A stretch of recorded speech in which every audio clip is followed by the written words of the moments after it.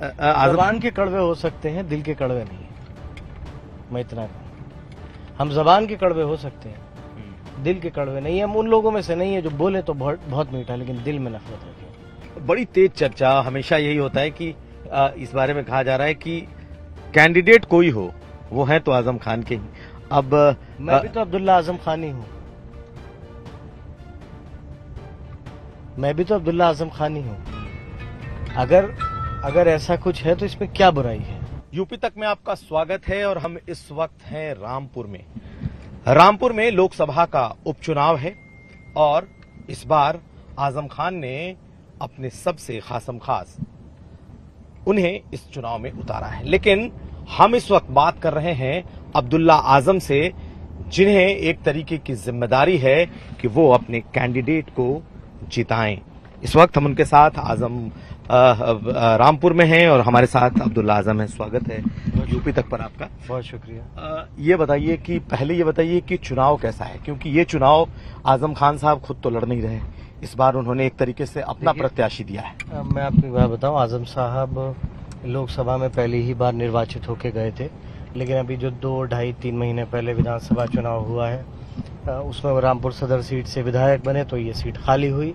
राजा साहब हैं और यहाँ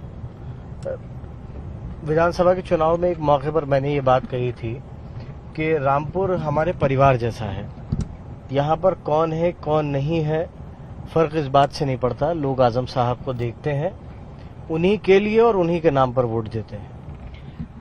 जेल से जब आजम खान वापिस आए हैं तो क्या बदले बदले आजम खान हैं या वही आजम खान है, क्योंकि तेवर जो उनके थे चुनाव के पहले अब वो वैसे तेवर कम दिख रहे हैं? नहीं, आप क्या ऐसा तेवर चाह रहे हैं जिसे मैं नहीं जानता, लेकिन आजम साहब पहले भी वही थे, आज भी वही है। हाँ, एक बात यह है कि लंबी बीमारी से उठे हैं।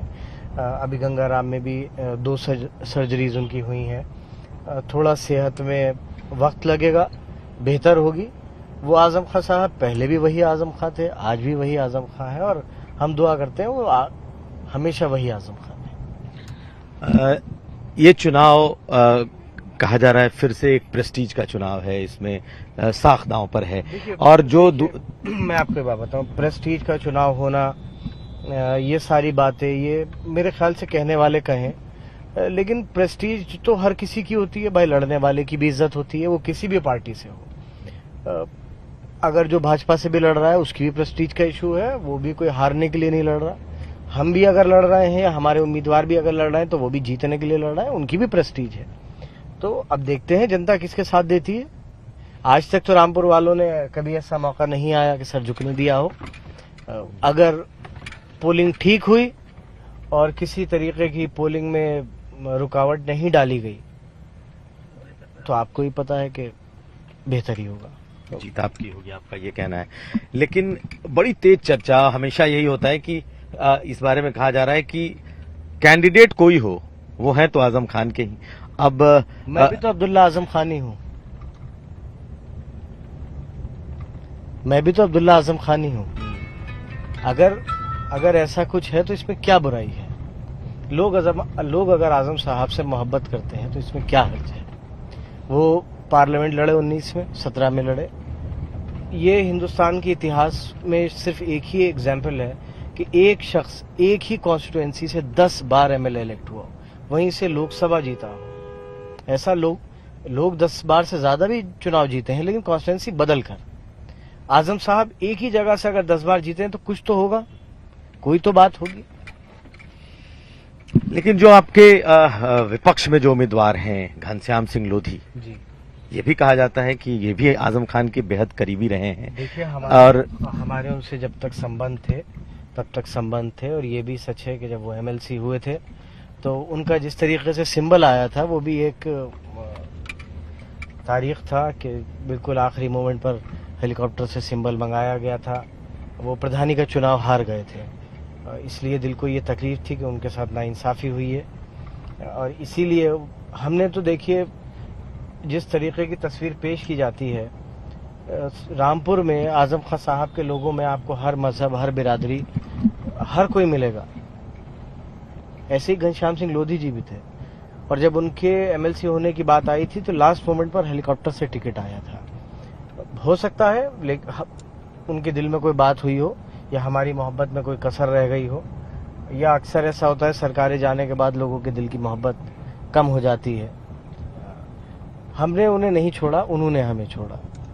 और हमने अपने किसी परिवार वाले को या किसी को ये उम्मीदवारी नहीं रखी थी कि वो एमएलसी हो या हमारा कोई मिलने वाला। हमने वो कोशिश करी थी कि घनश्याम सिंह लोधी जी एमएलसी हों, वो रहे। लेकिन शायद सरकार बदल गई और हमारी उनके दिल में हमारे लिए जो मोहब्बत थी वो शायद कम हो गई, वो चले गए। अब वो जनता के बीच है, तो क्या कह सकता हूँ। आज भी वो आजम खान से करीब हैं? नहीं, देखिए हमारे रिश्ते पर्दे के आगे कुछ और पर्दे के पीछे कुछ वाले नहीं होते। जिससे होते हैं साफ होते हैं। अगर है तो है और नहीं है तो नहीं है। लोधी साहब गए, हमसे कोई वो नहीं हुआ, वो खुद छोड़ कर गए। लेकिन जब से गए हैं तब से उनका रास्ता अलग है और हमारा रास्ता अलग है। क्योंकि हमारा रास्ता वो नहीं हो सकता जो बीजेपी का रास्ता है, और उसी की सजा भी हमें मिली।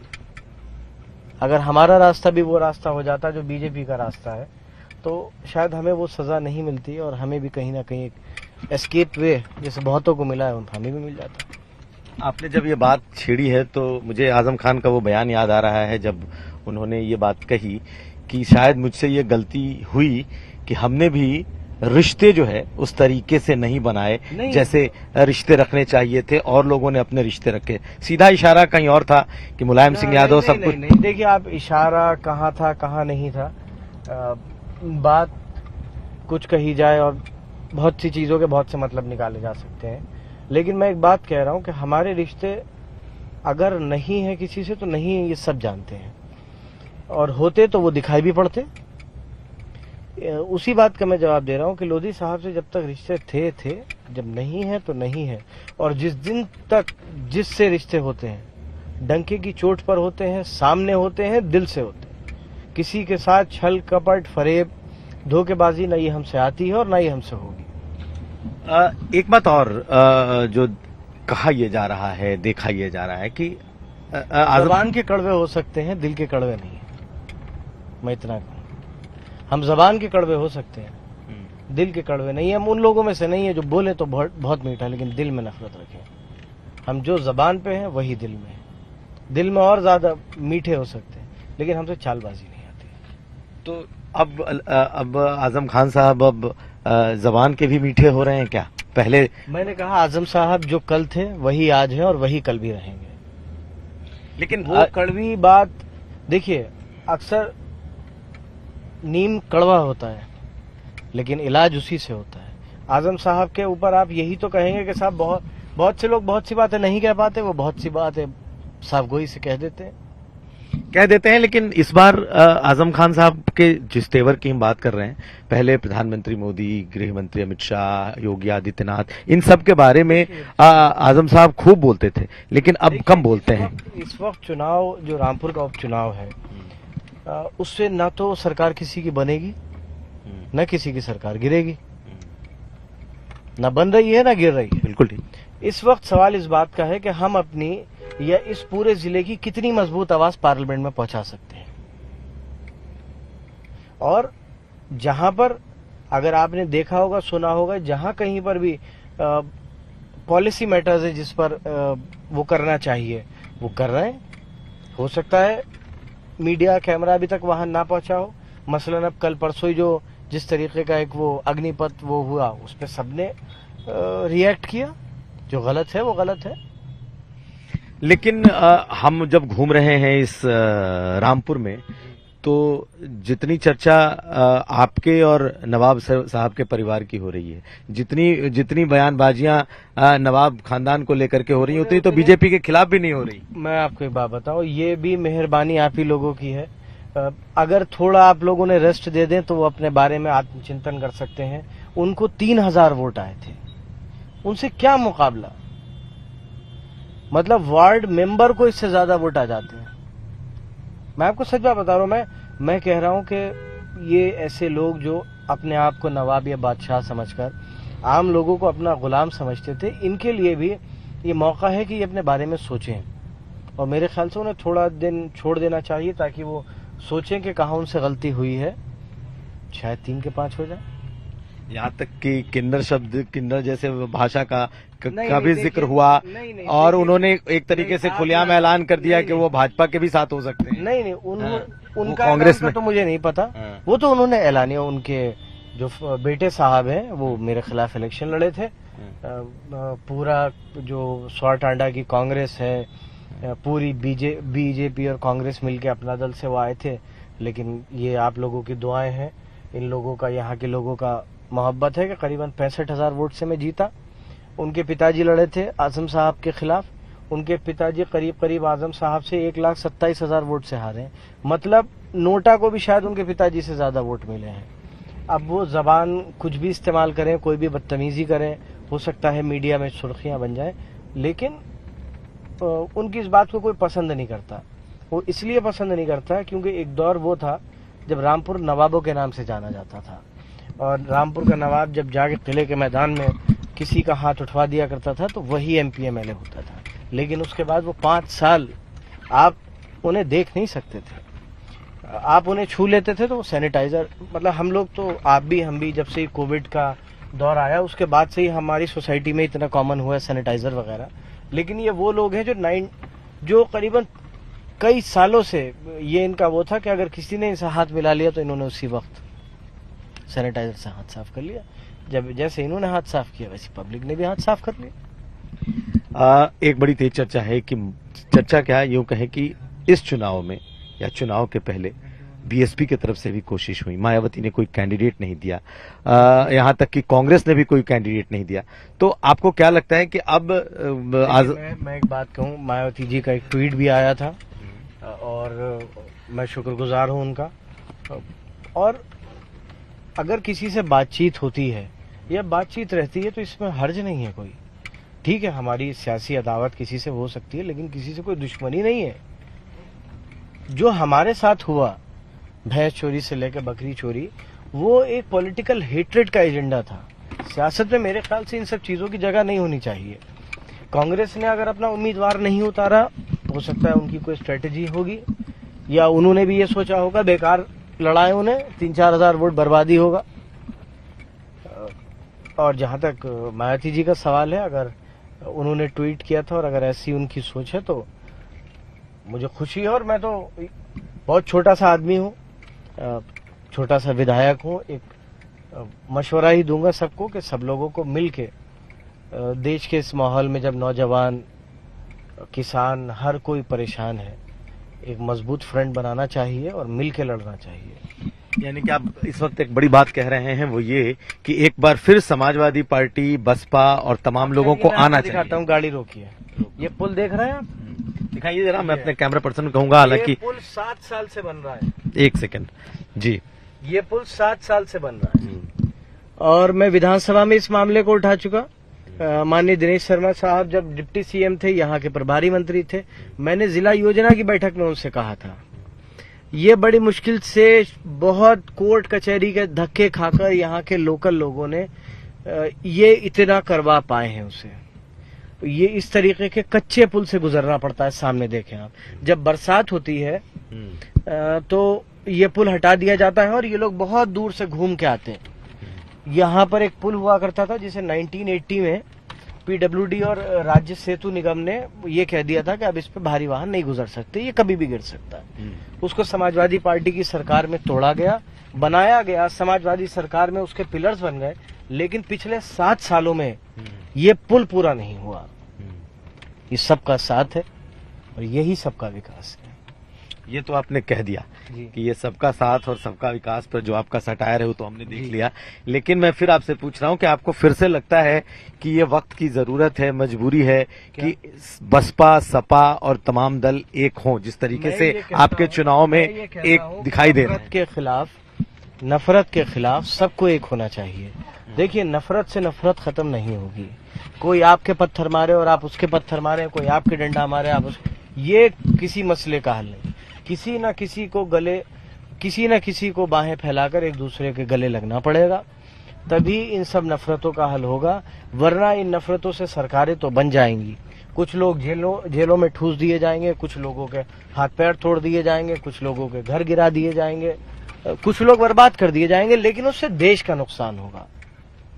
देखिए, देश का, आप ना तो महंगाई पे बात कर रहे हैं, ना आप बेरोजगारी पर बात कर रहे हैं, ना आप एम्प्लॉयमेंट पे बात कर रहे हैं। कल जिस तरीके से एक योजना आई कि भर्ती, जो सेना में भर्ती होगी उससे 4 साल के लिए होगी, आपने रेलवे के पद खत्म हो गए 72,000 के करीब। ये सब चीजें देश चाहता है, नौजवान चाहता है, लोग रोजगार चाहते हैं। कोई नफरत नहीं चाहता, कोई ये नहीं चाहता कि उसका बच्चा घर से बाहर निकले तो वापस ना आए। सब खुशी से रहना, और रहते थे खुशी से। ये जितना भी माहौल पिछले 8-10 सालों में, ये जो कम्युनल हेट्रेड, ये सब कुछ, ये जो इतना आम हो गया, सोशल मीडिया, आप अखबार ले लीजिए, सोशल मीडिया ले लीजिए, सिवाय इन बातों के सुबह उठो तो ऐसे ऐसे मैसेजेस की जिनका जो ना जमीन पर पैर ना, ऐसे ऐसे फैक्ट्स, मतलब कि ऐसा कुछ भी जो मर्जी आ रहा है। इसी से मैं जुड़ा सवाल आपसे पूछता हूं, जिस तरीके से घटनाएं घटी हैं, पहले तो टीवी डिबेट्स को लेकर के एक बवाल मचा कि नबी की गुस्ताखी की गई उनकी शान में, उनके बारे में बेअदबी की गई, और उसके बाद मस्जिदों में जब जुमे की नमाज हुई उसके बाद पत्थरबाजी हुई और कई शहरों में हो गई। इसको आप किस तरीके से? मैं आपसे एक बात कहूं, नबी की गुस्ताखी की बात जहां तक है, आजम साहब ने भी इस बात को कहा था और मैं भी कह रहा हूं कि कोई भी अच्छा इंसान, वो किसी भी मजहब का हो, और वो दूसरे मजहब का ना मजाक उड़ा सकता है और ना ही उसके बारे में कोई हल्की बात कर सकता है। और जो लोग दूसरों के मजहब का मजाक उड़ा रहे हैं या कोई ओछी बात कह रहे हैं, क्योंकि मेरे लिए वो अल्फाज दोहराना भी गुनाह है, वो बदनसीब है, वो वाकया बदनसीब है। आप जब दूसरे को इज्जत देंगे तभी वो आपको इज्जत देगा। वो लोग बदनसीब हैं और ऐसे लोगों का जिक्र भी नहीं होना चाहिए। आप बदनसीब इस्तेमाल कर रहे हैं, लेकिन कम्युनिटी से गुनहगार इस्तेमाल कर रही है और तरह तरह के सर काटने, तन से जुदा ऐसी बातें भी हो रही हैं। एक बात ये कही थी कि ऐसे लोगों का जिक्र करने से भी अगर मैं उनकी वो बातें दोहराने लगूं तो वो भी मेरे लिए गुनाह है, वो भी मेरे लिए गुनाह है। और अगर लोग इस बात की मांग कर रहे हैं कि आप कोई कानूनी कार्रवाई करिए, तो इसमें क्या हर्ज है? अगर कोई आदमी एक पर्टिकुलर पार्टी का होगा तो उसके खिलाफ कोई कार्रवाई नहीं हो सकती, ऐसा कहीं कानून में तो नहीं लिखा। अगर लोग इस बात की मांग कर रहे हैं कि कानूनी कार्रवाई होनी चाहिए, तो इसमें कोई बुराई नहीं है, कोई हर्ज नहीं है। और अगर आप इन चीजों को बढ़ावा देंगे कि लोग दूसरे मुद्दों से डिस्ट्रैक्ट रहें, ठीक है, आपकी सरकार बन सकती है, चल सकती है, पोलराइजेशन पर आपको वोट मिल सकता है, आप सरकार बना सकते हैं, लेकिन आप देश बर्बाद कर रहे हैं, आप रिश्ते बर्बाद कर रहे हैं। लेकिन दूसरा पक्ष ये भी कहता है। मैं आपसे एक बात कहूं, हम जिस इलाके में रहते हैं वहां हिंदू भी रहते हैं, मुसलमान भी रहते हैं, सिख भी रहते हैं, ईसाई। क्या ये मुमकिन है कि किसी हिंदू भाई के घर कोई गमी हो, कोई मौत हो तो कोई मुसलमान ना जाए? क्या रिश्ते ऐसे नहीं है कि किसी मुसलमान के घर कोई गमी हो, कोई मौत हो तो कोई हिंदू भाई ना आए? ईद पर क्या हिंदू मुसलमान नहीं मिलते? दिवाली पर हिंदू मुसलमान नहीं मिलते? लेकिन सिर्फ ये मुद्दे इसलिए बनाना कि हम साहब चुनाव जीत जाएं, हम सरकार बना लें। आप सरकार बना रहे हैं लेकिन देश को बहुत कमजोर कर रहे हैं। इसी से जुड़ा ये भी सवाल है कि जिस तरीके से जुमे की नमाज के बाद पत्थरबाजी हुई, इसको कैसे देखते हैं? देखिए, मैं आपको एक बात बताऊं कि जुमे की नमाज के बाद प्रोटेस्ट कोई नई चीज नहीं है। समाजवादी की सरकार रही हो, बहुजन समाज पार्टी की सरकार रही हो, बहुत से इश्यूज पर जुमे की नमाज के बाद प्रोटेस्ट होता था, पीसफुल प्रोटेस्ट होता था। और बीजेपी की गवर्नमेंट में भी अभी, क्योंकि कंटिन्यूअस सरकार, तो 5 साल की सरकार में पहले भी प्रोटेस्ट हुए। लेकिन इस बार एक नया पैटर्न देखने में आया कि 5-8 लोग उस भीड़ में मिले और उन्होंने पत्थर चलाए। यही एनआरसी के वक्त भी हुआ, यही अभी भी हुआ। क्या फेल्योर था इंटेलिजेंस का कि वो 5-7 लोगों को आप पहले से नहीं पता कर पाए, या आप उन्हें नहीं पकड़ पाए, या आज भी आप उन्हें आइडेंटिफाई नहीं कर रहे हैं? लेकिन 5-7 लोगों की गलती के लिए आप पूरे मोहल्ले को और पूरे शहर को सजा या उसे छावनी या जंग का मैदान नहीं बना सकते। आप पूरे शहर पर ओपन फायर नहीं कर सकते। पुलिस कमरे में बंद करके नौजवानों को बेरहमी से नहीं मार सकती।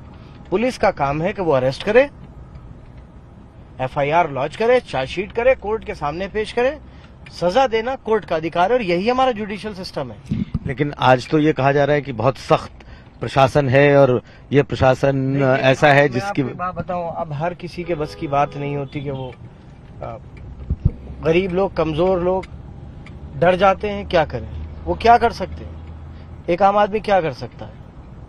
हमारे ऊपर भैंस चोरी, बकरी चोरी और पायल चोरी, मुर्गी चोरी, सब क्या कर लिया हमने? अगर कोई सुनने वाला है ही नहीं तो आप क्या कर लोगे? चलिए फिर से सियासत पर लौटते हैं। कहा यह गया कि अखिलेश यादव से रिश्ते ठीक नहीं हैं, अखिलेश यादव जेल में मिलने तक नहीं आए और आखिर में अखिलेश जी तब आए जब वो एडमिट थे दिल्ली में। क्या रिश्ते सामान्य हो गए? देखिए, मैं नहीं चाहता कि इन बातों का जिक्र भी हो, क्योंकि मैं कोई बात कहूं वो किसी और तरीके से लगे। कभी हमने तो रोज टीवी देखा, कभी हम बीएसपी में हो जाते थे, कभी हम कांग्रेस में चले गए, कभी पता चला हम एमआईएम में पहुंच गए, एक आध दिन तो ये भी सुना कि हम बीजेपी में चले गए। तो ऐसी बातों का कोई अंत नहीं है और इन्हें निकाल कर कोई फायदा नहीं है। बात निकलेगी तो उसके 10 मतलब निकलेंगे। जो जैसा है, जैसा था वैसा ही है और दुआ रहेगी वैसा ही रहेगा। लेकिन आपकी बातों से दिल में एक कसक, एक मलाल जैसी चीज तो लग ना, कुछ नहीं बोला हूं मैं, तो आपने उस पर ना कोई ना कसक। मैंने कहा ना, मैं कोई भी क्लैरिफिकेशन दूंगा तो ये बात होगी, अच्छा साहब अगर कोई बात थी नहीं तो आप सफाई किस बात की दे रहे हैं? भाई, मैं अपनी पार्टी में हूं, मैं समाजवादी पार्टी से एमएलए हूं, मेरे पिता एमएलए हैं, मैं अभी भी उसी पार्टी के कैंडिडेट का प्रचार कर रहा हूं। और क्या कहूं? अगर मैं कुछ कहूंगा ना, मैं आपसे एक बात कह रहा हूं, मैं भी जिक्र निकालूंगा ना, तो फिर ये होगा, अरे साहब आप सफाई क्यों दे रहे हैं? आप बेशक न बोलें, लेकिन जनता तो पूछती है, देखती है, पहले न बात करे। ये बताइए कि विधानसभा चला, 2 दिन आजम साहब रहे वहाँ? नहीं रहे, एक दिन रहे, दूसरे दिन गए और मैं आपको ये 2 दिन विधानसभा भी गए, लेकिन कोई मुलाकात नहीं। एक दिन गए विधानसभा, मैं साथ था और मुलाकात की बात नहीं है, वो सिर्फ ओथ ली उन्होंने और वो वापस चले आए, क्योंकि उन्हें जेल के बाद बहुत ज्यादा परेशानियां थी। उसके बाद आपको मालूम होगा वो सर गंगाराम में एडमिट हुए, उनकी तबीयत बिगड़ी, एडमिट हुए, वहां फिर ऑपरेशन हुआ और अभी आए हैं। तो उनका क्या रोल विधानसभा में आप देखते हैं? क्योंकि नेता विपक्ष तो अखिलेश जी हैं। मैं आपको एक बात बताऊं, अब अगर प्रदेश की जनता ने आपको विपक्ष में बैठने के लिए कहा है तो आपका ये दायित्व है कि आप उसको माने और जो भी जनता से मुद्दे हैं, जनता के मुद्दे हैं, किसानों के हैं, नौजवानों के हैं, आप उन्हें उठाएं। यही हमारा काम गुजरे 5 साल रहा, यही आगे भी रहेगा। शायद कुछ कहने में या बताने में कसर रह गई, जो मौका नहीं मिल सका। बीजेपी को मौका मिला है, हमें विपक्ष का मिला है, हम उसकी भूमिका अदा करेंगे। तो कहाँ बैठेंगे आजम साहब? अगल बगल बैठेंगे, अखिलेश जी के साथ बैठेंगे? क्यों नहीं बैठेंगे? ना बैठने की क्या वजह है? आप मुझे ये बताइए, ना बैठने की कोई वजह नहीं है। मैंने कहा ना, मैं आपको किस बात की सफाई दूं? मैं सफाई दूंगा, उसमें मेरे मुंह से कोई ऐसा जुमला निकल गया तो उसके 4 मतलब होंगे। मैंने आपसे कहा ना कि जहां कुर्सी हो वहीं बैठेंगे, क्यों नहीं बैठेंगे?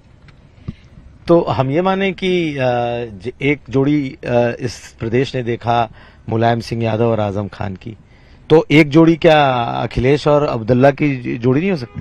देखिए, मैं आपसे एक बात कहूं, जोड़ी के अलावा भी मेरे उनसे संबंध अलग हैं।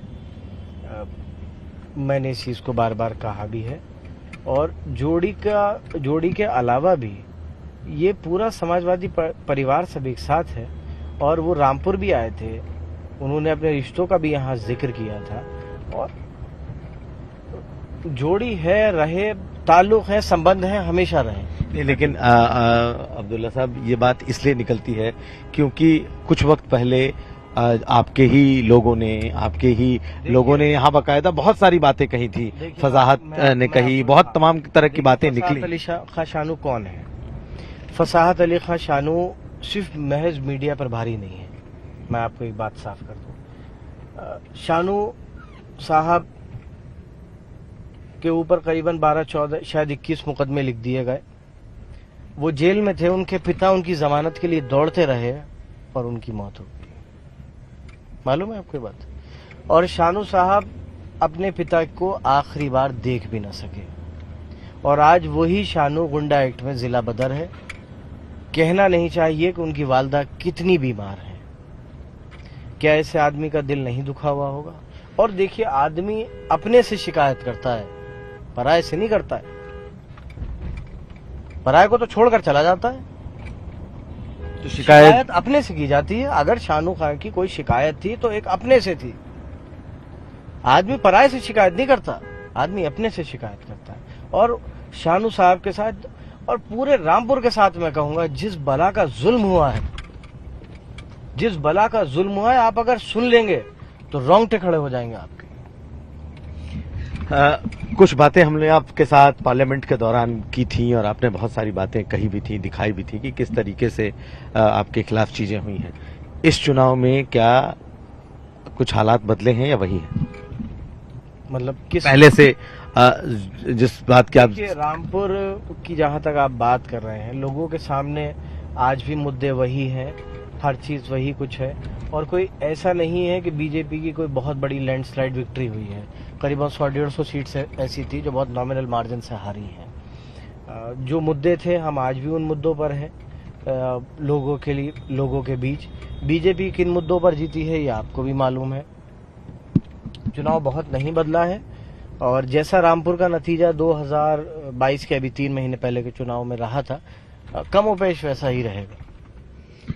ये चुनाव, ये जो उपचुनाव है, ये इसकी जीत आप किस तरीके से आप दावा कर रहे हैं? तो कैसी जीत आपको लगता है कि आप देखिएगा, समाजवादी पार्टी के उम्मीदवार आसिम राजा साहब एक तरफा जीतेंगे रामपुर उपचुनाव।